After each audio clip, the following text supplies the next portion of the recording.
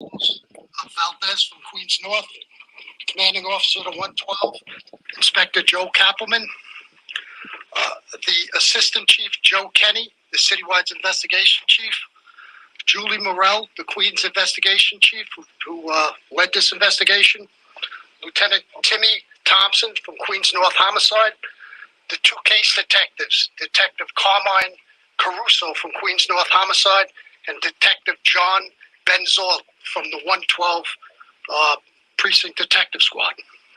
So, good morning, everybody. Last night, while detectives were canvassing for video, they observed a male who was wanted for questioning in a horrendous homicide. He voluntarily came back to the 112 precinct and made incriminating statements. Today, that male, David Bonola, male, 44 years old, residing at 10418 114th Street in Queens, New York, is being charged with murder in the second degree, criminal tampering in the first degree, and criminal possession of a weapon in the fourth degree in relation to the death of Orsolya Gaal, female, 51 years old. This investigation is still preliminary. There is a lot of work left to do, but this is what I can tell you. On Friday night, April 15th, Miss Gaal attends a show at Lincoln Center. She takes the train back to her neighborhood in Forest Hills. At 11:20 p.m., she stops in a local establishment for a short while before returning home. We believe she returns home at 12:20 a.m. We also believe Mr. Bonola arrives at her residence between 12:30 and 12:40 a.m. Mr. Bonola is a handyman who was employed by Mrs. Gaal. They have been having an intimate affair for approximately 2 years. He is either let in voluntarily or he uses a key he has knowledge about hidden in the barbecue. A heated argument ensues between the two in the basement. A knife is brandished. A violent struggle ensues, resulting in our victim being stabbed ruthlessly and brutally in excess of 55 times, causing her demise. Recovered at that crime scene is a knife which we believe was used. Mr. Bonola then retrieved a hockey bag belonging to Miss Gaal's son, placed her in the bag, and as video showed, was seen rolling the body down the sidewalks, leaving a bloody trail through the streets of Forest Hills. At 7:50 a.m. Saturday, April 16th, that duffel bag was recovered at Metropolitan Avenue and the Jackie Robinson Parkway by a member of the public. We believe that after disposing of the body, Mr. Bonola fled through Forest Park, where investigators discovered the jacket believed to be worn by him during this vicious crime. Detectives also developed leads which led them to a location where boots, a t-shirt, and bloody bandages were discovered. Investigation also revealed that on Saturday, Mr. Bonola received treatment for wounds to both hands at an area hospital. As I said before, this case is still ongoing. We are still awaiting forensics evidence and are canvassing for more victim video as we speak.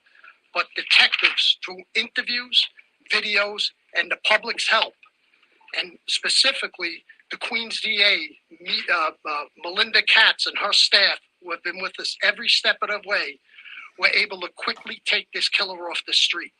I just want to assure the public, and especially the residents of Forest Hills, that there are no outstanding suspects at this time. With that, I'd like to take any questions.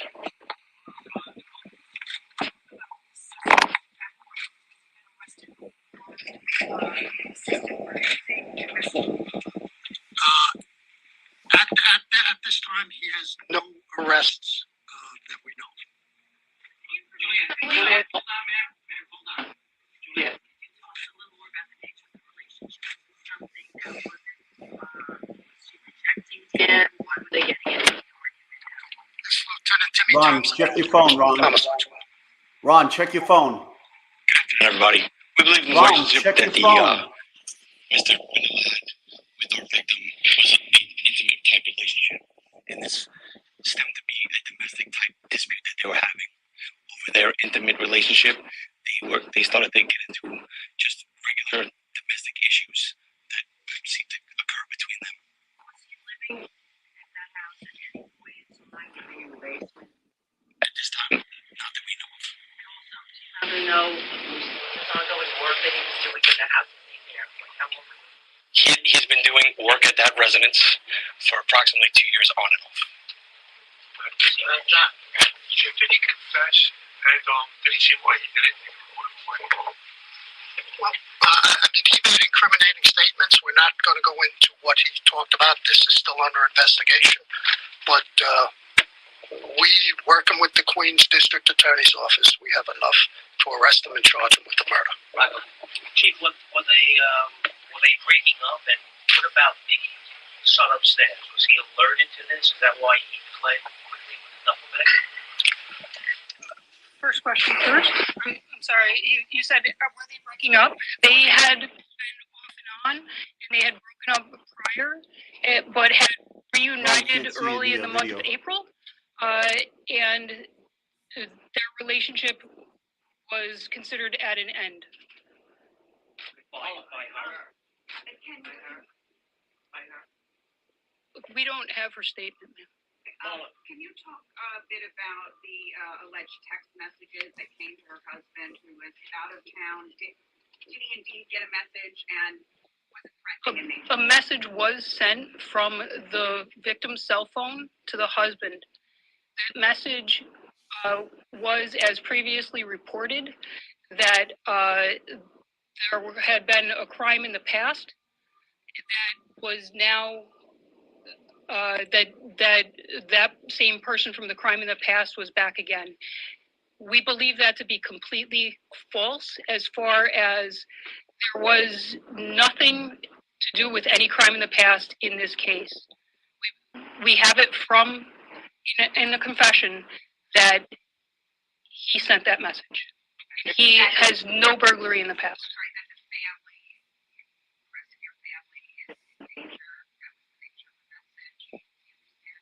That the rest of the family was in danger? That is the nature of the message. We don't believe there was any danger to the family.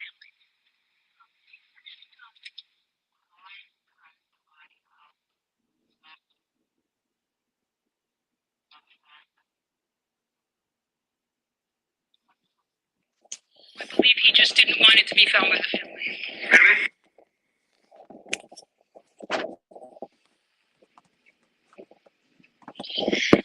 All right, guys, so that's the best that I could do with what we're working with. We had a little technical difficulties, but that's the press conference in a nutshell. Ed, thank you. I know it was a little rough go. I know that the video and the audio wasn't great, but that was the best that I could do quickly. We tried to put it together quickly for you guys, and I appreciate Ed for giving that the college try. This is what happens. Jeep Curl, thank you for the birthday super chat. So we have the handyman Ed in custody. A scorned lover is what it appears to be right now. I don't know if she was breaking off the relationship or whatever, but I can share the picture. Okay, go ahead. This is a picture of the subject. Yeah, it looks like he's like Gene Simmons from Kiss. Yeah. So Ed has a still picture of the perpetrator in this case, who's in custody right now. This press conference is still going on. They're just taking questions. The audio was low, and I did the best that I could with what I had with my other cell phone. So, again, it wasn't perfect, but you guys can see it again. Go ahead, Ed. Show that picture if you can. All right, I'm trying to find it. I can't. I don't know what's going on here. No worries. It's okay. So we have a picture of him. I posted it onto DutyRon Police and Crime Chat Group on Facebook. So if Ed can't grab that photo, I'll show it to you at 2:00 hour. I'm going to be live at around 2. So I don't know if he's an illegal or illegal. People are asking that question. He's a resident of South Ozone Park, which is a distance away from that location, but it's within the borough of Queens. But he turned himself in. He confessed, gave a full confession. And, again, the perpetrator in this crime is in custody, and as we know right now, he, like I said, I'm just trying to look and see if I have the picture. Let me see I'll if get it. I I'll have get it. it. I don't know what But you know, happened to it. 58 times. His name is David Bonola, Bonola. He's 44 years old, of the same borough of Queens, and he did work at the house. And we kind of knew a little bit in advance, because there was some sources that leaked out this information, that it was a former lover of hers. She had a relationship with him, and this is part of the investigation. The police know this. This is not conjecture. This is not anybody speculating. This is based on her communication back and forth with this perpetrator, this evil, sick monster. I mean, anybody that stabs someone 50 some odd times in the neck, it was not even in the chest, it was in the neck area, is a violent, a crime of passion, and a violent one at that. So again, horrific, horrible, but I'm just so happy that for this victim, that we have a perpetrator in custody, and he'll be in jail. He won't be going anywhere soon. So that's what we got going on here. Ed Wallace, don't stress it. Don't worry about it, brother. This is part of. The guy had curly hair, black curly hair. He looked like Gene Simmons from Kiss. No disparage to Gene Simmons, but it's some of the things I took away from here. One, again, as I said earlier, and when we broadcast previous episodes on this was a very disorganized killing. Oh yeah. And the motive was revenge for some slight, and there was rage involved. And the reason it was so disorganized is, nothing was, there he is, nothing was kind of planned, in terms of how this was going to occur. He took off his bloody shoes, and he left his shoes in her trash right outside the side door entrance to the house. Okay. Then, as you heard here, he had injuries to both hands. And remember, as I explained previously, that in many cases with stabbings, your hand will slide forward if in the act of stabbing that blade hits bone and stops the blade from going any further into the body. And then the suspect's hand would slide forward and potentially cut themselves. And in this case, that seems to be the case. And then that would mean he was bleeding and would leave his blood as evidence. That trail of blood could be his as opposed to hers coming out of the bag. And because he had cut himself, or he left that evidence there in addition to potential fingerprints, but he has no previous criminal record. So he would not have had DNA or fingerprints on file per se, unless he, was in another civilian database or a military database where that could be obtained. Ed, I got a little question for you, because they said that he left an item of interest in the house. Did you hear in that presser? Because I wasn't listening at all. I was trying to, I'm sorry about the shaky video and all that stuff, but I was trying to hold the phone up, so I really couldn't hear what they were saying.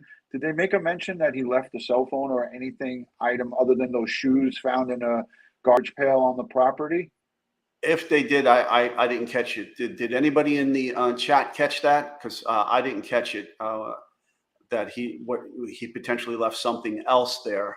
But in addition, she seemed to, the woman in the press conference, I believe was the district attorney, I'm not sure, seemed to have clearer security camera photographs of him somewhere along that route. And she seemed to be holding it.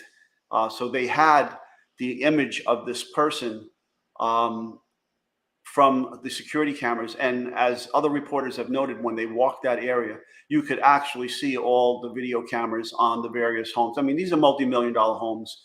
Right. And people I have them on my house. So I have them around my house as well. So it's very easy to capture these images. And depending on the quality of the system, they got a good image of him, and he was known in the neighborhood to be the handyman, so it wouldn't be very hard to canvass the neighborhood and ask, hey, do you know who this individual is? Uh, and they said, yeah, oh, that's the handyman, or, they seen him before, because also now that we're learning that there was a relationship besides just being the handyman. And there was some kind of relationship, and, they'll figure out, again, that it said during the conference that this relationship was ended. And maybe he couldn't take that anymore. He couldn't take that he was no longer wanted, or whatever the case may be, by the victim.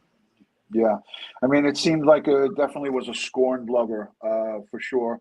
All things point to that she was ending the relationship that they had, or that what was happening, or he was trying to rekindle it or get it back. But I did share, before we went live with you, a couple of posts on Facebook and some of the groups, and it appeared that he was liking in the previous years lots of her photos. He was actually loving all of her photos, and she was liking back that he loved them.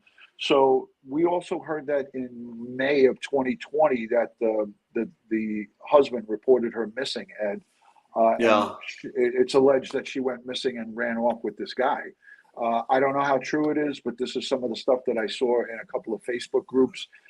So, no victim blaming here, but again, if you play with fire, nobody deserves anything like this. And that's not what we're saying here. It's just, this was not someone who was just came across a violent killer. This was something that was, he had planned to do, and or it just went terribly wrong so quick. So it is what it is. And I shared some of those posts in the DutyRon Police and Crime chat group. So just quickly looking at some of the messages, there's a lot of people sending messages, and again, you don't wish this on your worst enemy. This is devastating. This is horrific, violent crime 101. But she was definitely not an angel in all of this, and this is not anything that anybody deserves. But again, there you go. Ed's got the picture, so yeah, there he is. We'll go full screen with that.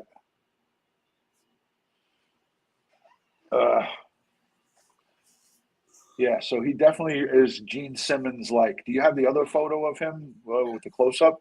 Let me find it. Yeah. Yeah, because that one, that's a pretty good one. I'll take this off the screen. What do we do? How do I do this? All right. I'll unstop sharing, and then I'll bring the other one up. Okay, cool. Thanks, Ed. It's kind of disgusting to see him, but I think everybody needs to see that this is the face of evil. This is the perpetrator that's responsible for Mrs. Gall's demise. And so there it is. There's the photo. Again, there's so many Facebook posts of him engaging with her. Kind of scary and creepy to see it after the fact. But there was quite a bit of engagement publicly on Facebook, and it wasn't a love affair back and forth publicly. It was just him liking and loving, like putting the heart sign on all of her pictures. And he actually put some posts saying that, she's the most beautiful woman and beautiful and things of that nature. So it was, this guy, as we now know, killed her violently, but was infatuated with her and didn't want her alive if she wasn't going to be with him. Horrible, horrible situation. It's for the life of me, I can't understand, how the son in the house couldn't hear this attack going on, or she had to have been screaming. Yeah. Such a brutal, violent attack, even though it was in the basement. Right. It's just I would like to see what the the soundproofing is in that room, or Well, it looked like there was a second and a third floor, like those third floor attics. And he was on the third floor, and they were in the base. Oh, he was in the second floor, because you have the first floor. It's a Tudor style. You have the first floor, second floor, and possibly an attic and a basement. Yeah, that third floor attic, and a lot of kids go up there and use that as their bedroom. Once you start gaming with headphones on, I know my son's 26, so once in a while he starts gaming with his friends, and Yeah. a bomb can go off in the house and he won't hear it. So if that was the case here, and I think it probably was, it was a Friday night. He was probably gaming, and at midnight-ish is when they're saying that this may have all occurred. Pair of headphones, loud stuff going on there. He's got to live with it for the rest of his life. That's the horror. A 13-year-old boy now knows his mother was stabbed 58 times in the basement of their home. I don't know if he could even go back there and live there. Horrifying, guys. So, Ed, I mean, if you have any, is the press conference obviously is over, right? I just shut it off early. Yes. I don't think it's playing anymore. So I'll post a link down below for that Facebook. It was on fox5ny.com. So I'll post the link for that website, that press conference. It'll probably be available on replay. It's fox5ny.com, but I'll post it down below in the description. Thank you to everybody who has given Super Chat. I saw Jeep Girl sent in $20 as a late birthday present. Thank you, Jeep Girl. Thank you to everybody who is here hanging out with us. Unscheduled, quick thing that we put together. Here, Lisa Stewart says it's good. For once, the hubby is not involved. My investigation, a little bit of my detecting is her and her husband were not, they were together, but they weren't. There was no pictures or posts, really. It was one Halloween post that I saw them together. One baseball post. Very few posts, not pictures that you would see in a couple. Like if you look at my social media, there's pictures of me, my wife, my children. There's some people who don't like to, take pictures, but she wasn't shy with photos. She was posting all the time, lots of posts, but they were her dog, on vacation with her friends, with her kids, and maybe one or two with the husband. And that's all I saw. Richella, maybe an open marriage, I don't know. But, it's not, we're not going to Monday morning quarterback it after the fact. But the bottom line is she was, she was doing stuff with, as a married woman with other men. And sometimes that doesn't end well, as we see here. So, it is what it is, folks. I just want to give a shout out to one of my students here, Janine Thompson, NYPD police officer in Queens Evidence Collection Team. Excellent, Janine. Thank you for being here, and thank you for your work. And stay safe out there, my friend, my fellow sister in blue. So Ed and I just thought it was important that we bring this to you. I am, again, I'm in one of my sub offices, so it's like I'm kind of, there's not much furniture in here, so it's kind of echoey. So sorry about the audio, sorry about that tough video, but I had to quickly do what I had to do to get that and show that press conference to you. Ed, it doesn't always go well with technology, and I've been there and I've done that, brother. Don't worry about it. For whatever reason, that Fox 5 link, you would not let me open the video. So I guess it wasn't being supported. I was able to open it on my phone. Maybe but there was a question here about the detective. That person you were looking at was the chief of detectives. The first person that was speaking was the chief of detectives, and his office is at One Police Plaza in Manhattan. But he's the chief of all the detectives in the Detective Bureau. So he led that press conference. So he wasn't just a detective from Manhattan North Homicide or anything like that. In addition, okay, where we're going to go from here. Okay, so now that he's arrested, they're going to get court orders. They're going to get his blood samples. There's DNA. They're going to get, obviously his fingerprints now. So any fingerprints and any DNA that was collected at the crime scene will then be compared to him and see if we can shore up the forensic evidence of his being there. They're going to look for hairs and fibers. They'll get a court order to take his hairs and fibers. They got the knife. So the knife probably contains a combination of her blood and his blood because apparently he cut himself. So that's overwhelming evidence if they can get that all nailed down. Got all the video evidence of him walking, and he only lives a couple blocks away, folks. He does not live further away. So I mean, he's well within walking distance of this. He's at South Ozone. He's in Ozone Park, and she's in a completely different location. So it's not really that close, Ed. He's in Ozone because from the news report I saw today that he he lives or works at a location nearby. Yeah, he works in a location nearby, but he's in, thank you, South Ozone Park is his residence. Okay, then So, that is that's a big difference than what was Yeah. reported earlier today. That's that's over by JFK. So so that's a hike. Yeah. Yep. Yeah. And again, that's what I got together quickly. From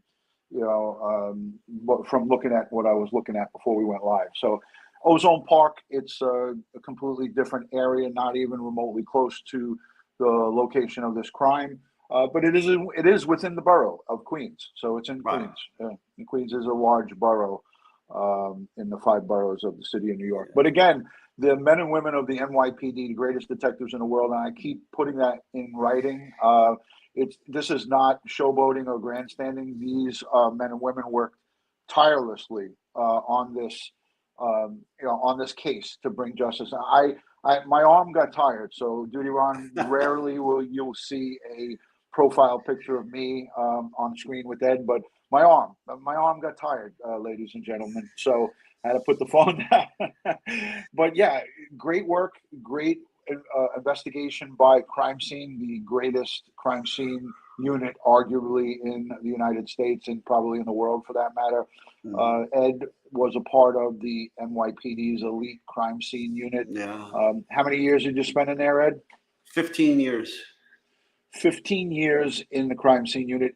Probably has responded to thousands, right? What did you say, 3,000? Close to 3,000, yes.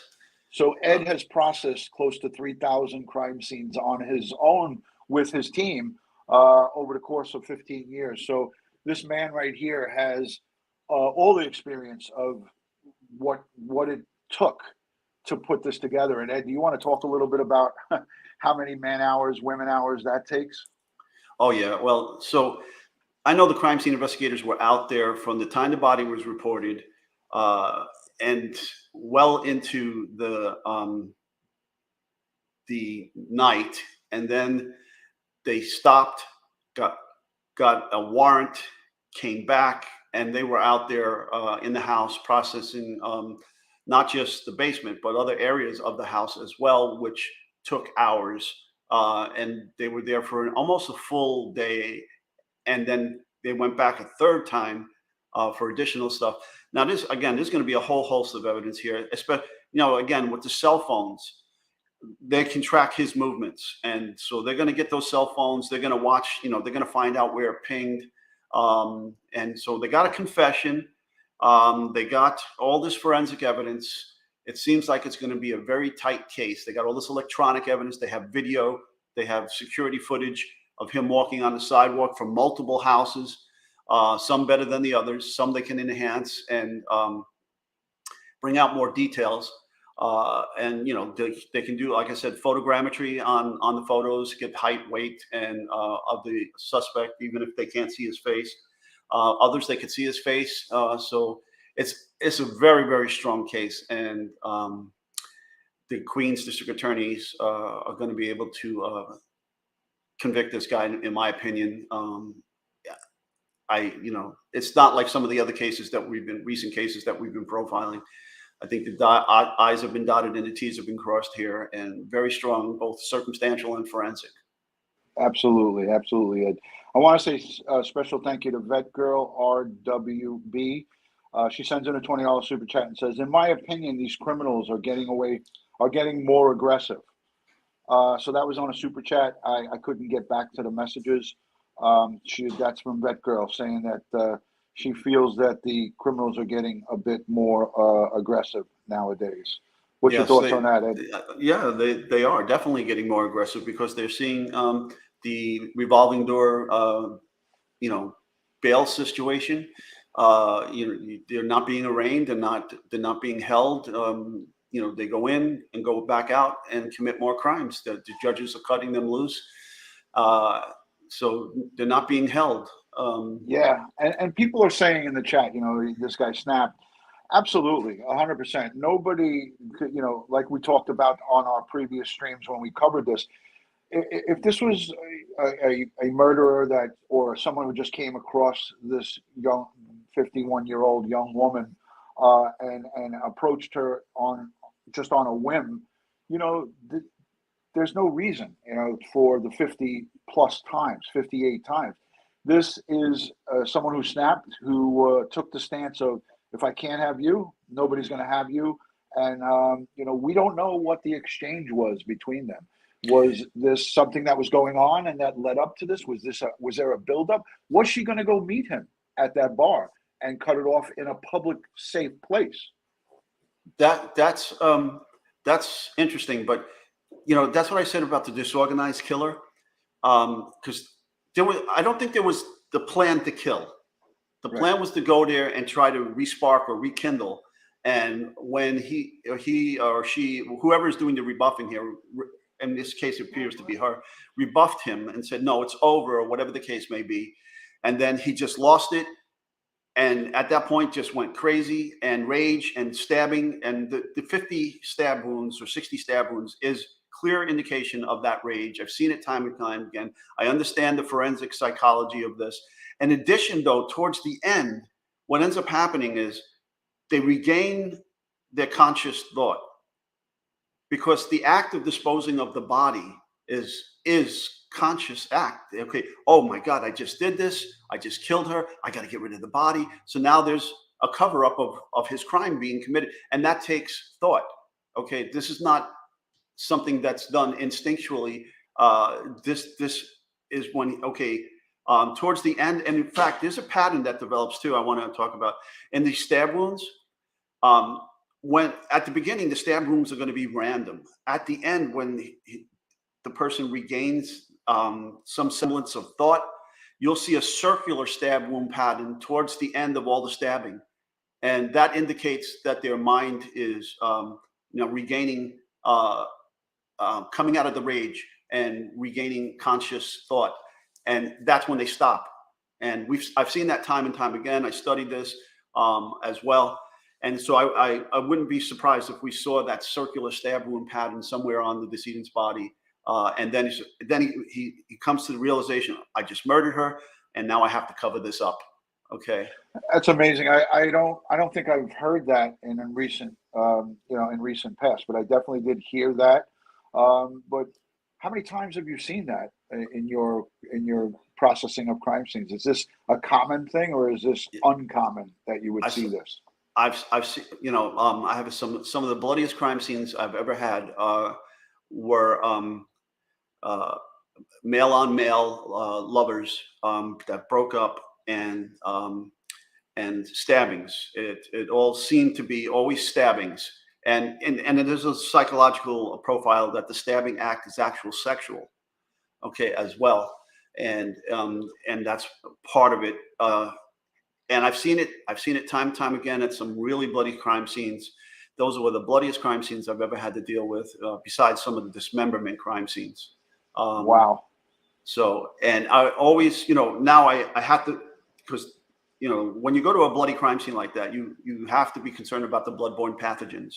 You don't know anything about these victims or the suspects. You don't know what kind of diseases they have and so forth. So you have to protect yourself. You take universal medical protection precautions against those bloodborne pathogens.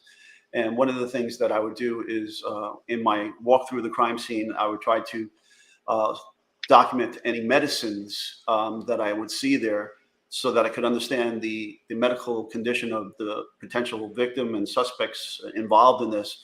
Does anybody have tuberculosis? Does anybody have hepatitis? Does anybody have HIV, AIDS, or whatever the case may be? Because there's so many different diseases that we as crime scene investigators can get exposed to in that blood. Right. So we have to be mindful of that. Yeah, it's always a concern. And Ed, on the screen, a great question from Barbara Ann. This is going to be probably a determination by the medical examiner's office. But I know that the homicide detectives, they're right alongside these autopsies when they take place. But she said, Ed, can you tell which is the first and which is the last stab? Thank you, Barbara. That's going to be tough, but getting to the last part, when you start to see that circular pattern in these rage stabbings, that typically is associated with the end of the attack. So when you get into those circular patterns, that's towards the end of the attack for these types of rage stabbings. Right. I'll be back in 2 seconds, Ed. You're going to take over, maybe look at some of the Yeah. comments. So remember, she also has defensive wounds. So she was trying to fight off her attacker, and she has those classical forensic defensive wounds, stab wounds to the hands, and so forth. But like I said, this is an interesting case.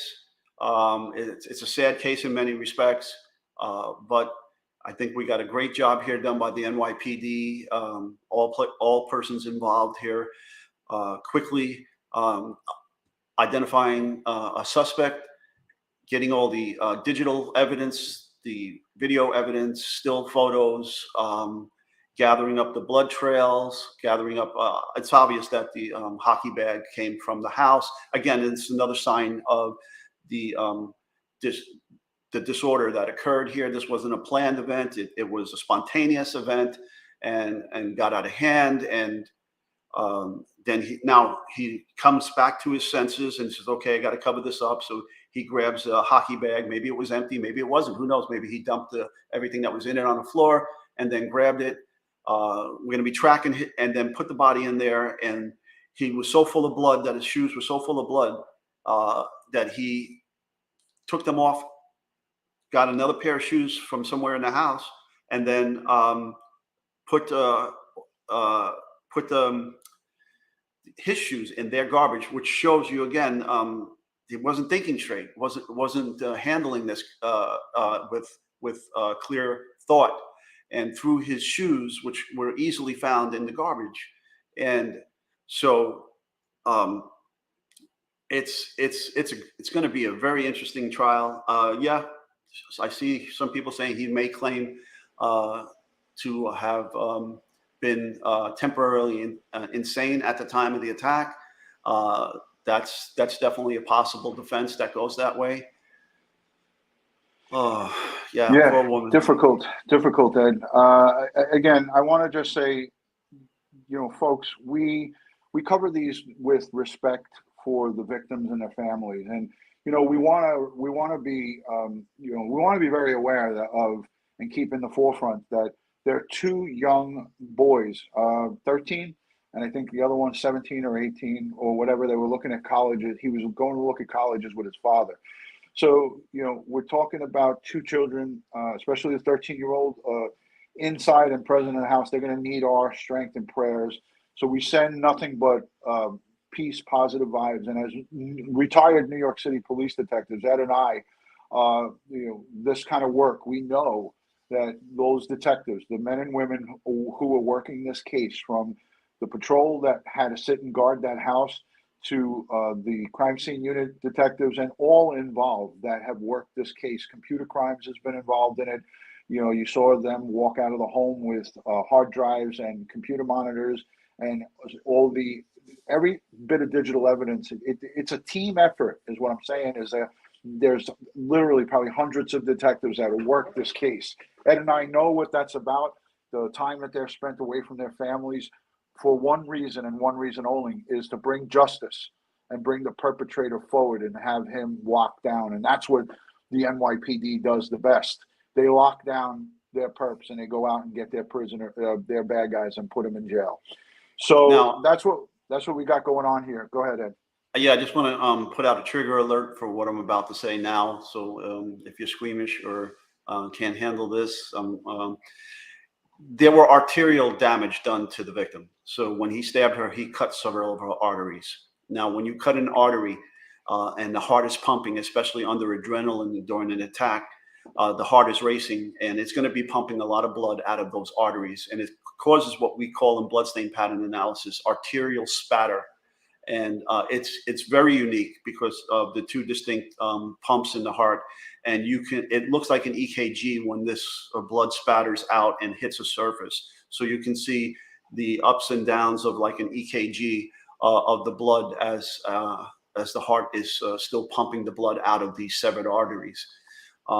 So, I mean, this is definitely a very, very bloody crime scene. I don't know anything about dismemberment. There's been several reports about dismemberment, but I don't believe that to be the case. I couldn't confirm or deny any form of dismemberment. I just think there was a lot of stab wounds and damage to the body. Right. But I don't think, maybe there was a thought of trying to dismember the body. Right. But Well, you know I'm what? not aware. We're gonna have Barbara Butcher. She doesn't like to be called Dr. Barbara Butcher. We're gonna have Barbara Butcher, New York City chief of staff from the New York City Medical Examiner's Office, retired. She's going to be on with us tonight. We'll ask her the questions about stab wounds to the neck area, 58 or so. What type of damage that does? We'll get that. We'll speak to her about it. But tonight's live stream, 8 o'clock, is going to be, and I'm not going to go live at 2 because we did 40 minutes plus here today. Barbara Butcher is going to join Ed and I, and we're going to talk about the Cassie Carli case and why the autopsy, the tox, is taking so long. I know Ed and I, we covered this with Barbara on the Gabby Petito case. We covered it on Christine Engelhardt and also Brian Laundrie. So we've had extensive conversation with her, and I actually did a live with you and Barbara about the Chad Daybell's wife and how that all went down with the poisoning. So we have covered many cases extensively with Barbara. We will ask her about Miss Gaal and what type of damage was done. She knows all about this stuff because she's conducted hundreds, literally, probably close. What did I say? 4,500, and she corrected me. She was like, no, more like 400 to 600. That's seen investigations. Yeah. So she's the expert when it comes to this. We'll talk with her tonight, 8 p.m. Eastern Standard Time. I'm going to set that stream up in the next couple of hours. It'll be 8 o'clock from 8 to 8:30. You're not going to want to miss it, Ed. We're going to cover everything when it comes to Cassie Carli and why we're waiting so long for the reports to come back and what could potentially be in her stream, in her bloodstream, in her system. Would be just conversation. We don't know what he did to her, but we're going to ask Barbara what could be some of the possibilities, and she'll let us know. And I know you know all about that, Ed, all too well. So we'll save it for later. I think we covered it all. Perpetrator in custody in a very short period of time. Great work by our NYPD. Again, I want to say thank you to the replay viewers, the channel members, the Patreon supporters, and everybody who positively engages in all of these live streams. You guys are what makes this a great place. And Ed and I are so thankful for you guys. We are so appreciative of everything that you guys do for us and for the community. I'm holding it back out again, Ed. I'm getting my workout in. Okay. So thank you, Ed, for taking out the time. I know you have your parents there and everything. Yeah. I love that you take out the time for this community. Any final words, Ed? Well, folks, in an information age as we're living in now, try not to put your every movement on Facebook. Okay. So people know where you are any given time of the day. Whether you're a foodie and you're taking pictures of your food at the restaurant you're eating at. So now, and you post that on Facebook, and now people know hey, you're not home. You're at this location, or hey, I'm at the Met and I'm watching a show at the Met, and now I'm at this bar, and everybody knows where you are. And if you got someone like this watching you, now they know as well. Yeah, got to be careful.